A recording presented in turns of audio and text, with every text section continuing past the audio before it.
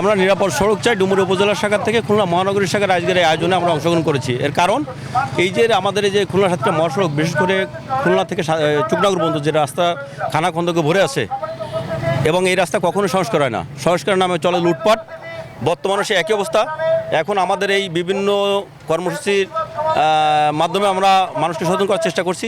এখন বর্তমানে রাস্তার কাজ চলমান, কিন্তু রাস্তার যে কাজ চলতেছে সেখানেও সে বিগত সরকারের আমলের মতো আবার লুটপাট শুরু হয়েছে। রাস্তার কোনো মনে করেন যে সঠিক কার্যক্রম চলতেছে না। এইখানে যে ওই মহাসড়কে যদি ইটের খোয়া দিয়ে যদি এখানে সংস্কার করে, এই রাস্তা থাকবে কতক্ষণ? যার জন্য আমরা চাচ্ছি এই সমস্ত, এই টাকা আমাদের টাকা, এই টাকা জনগণের টাকা, এই টাকা সারা বাংলার মানুষের টাকা, এই টাকা লুটপাট না হোক। বিগত দিনে যেভাবে লুটপাট হয়েছে আমরা আগামীতে এই লুটপাটের কাজ করতে দেব না। একদম স্পষ্ট কথা আমাদের, যে ঠিকাদার আসুক কাজ করার আগে রাস্তায় তার কত টাকার কাজ চলতেছে এটা সমস্ত সাধারণ মানুষ পর্যন্ত জানবে। এখানে লুটপাট করে এই নেতাদের, আমলাদের আর ঠিকাদারের পকেট আমরা ভারী করতে দেবো না। যার জন্য আজকে আমাদের এই প্রতিবাদ সমাবেশ।